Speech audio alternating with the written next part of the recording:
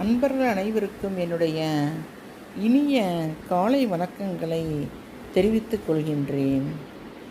நம் வீட்டில் பிரச்சனைகள் வராமல் இருக்கவும், நம் மனம் சந்தோஷமாக அமைதியாக இருக்கவும், நம்முடைய மகனோ மகளோ நம்முடைய பிள்ளைகள் நன்கு படித்து பல வெற்றிகளை வாழ்க்கையில் பெறவும், திருமணத்தடை நீங்கி நல்லபடியாக திருமணம் நடக்கவும் செய்ய வேண்டிய ஒரு எளிய பரிகார முறை உள்ளது.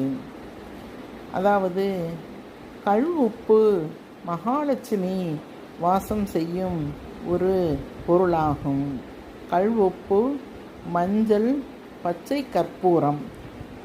கல் உப்பு, மஞ்சள், பச்சை கற்பூரம், இந்த 3 பொருட்களும் மங்கள பொருள்களாக சொல்கின்றோம். இந்த மங்கள பொருட்கள் நமது வீட்டில் எப்பொழுதுமேவும் இருக்கத்தான் செய்யும். பச்சை கற்பூரம் சில பேர் வீட்டில் இருக்காது, ஆனால் நாம் அதை கடையில் வாங்கி கொள்ளலாம். மஞ்சளும் கல்உப்பும் கண்டிப்பாக இருக்கும்.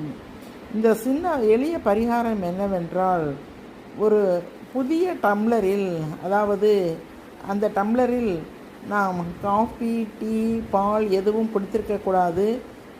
பிளங்காமல் இருக்கின்ற ஒரு புத்தம்புது டம்ளரை எடுத்துக்கொள்ளுங்கள் முதலாக இந்த பரிகாரத்தை செய்யும் பொழுது. இல்லாவிட்டால் கண்ணாடி கிளாஸாக இருந்தாலும் எடுத்துக்கொள்ளலாம். அந்த டம்ளர் நிறைய தண்ணீர் விட்டு சிறிதளவு மஞ்சள் தூள் மகாலட்சுமி வாசம் செய்யும் இடம். ஆகவே அதில் சிறிதளவு மஞ்சள் தூள் இட்டு, பிறகு ஒரு துண்டு பச்சை கற்பூரம் நாட்டு மருந்து கடைகளில் விற்கும். சில பலசர கடைகளிலும் பச்சை கற்பூரம் விற்கின்றார்கள். அந்த பச்சை கற்பூரம் ஒரு சின்ன துண்டு இட்டு, அதற்கு பிறகு அதில் சிறிதளவு கல் உப்பு இட்டு நன்கு இந்த 3ம் தண்ணீரில் நன்கு கலக்குமாறு செய்ய வேண்டும். பச்சை கற்பூரம், மஞ்சள், கல் உப்பு, இந்த 3ம் அந்த தண்ணீரில் நன்கு கலக்குமாறு செய்ய வேண்டும்.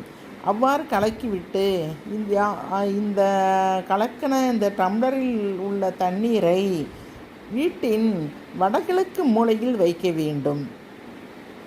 அவ்வாறு முதலில் நாம் செய்ய ஆரம்பிப்ப நாளானது ஒரு வியாழக்கிழமையாக இருக்க வேண்டும். வியாழக்கிழமை குருவாரமாகும்.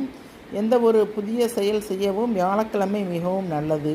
வியாழக்கிழமையில் அவ்வாறு செய்ய வேண்டும். இதே மாதிரி ஒவ்வொரு வியாழக்கிழமையும் அந்த தண்ணீரை மரம் செடியொடியில் பக்கத்தில் ஊற்றிவிட்டு அடுத்து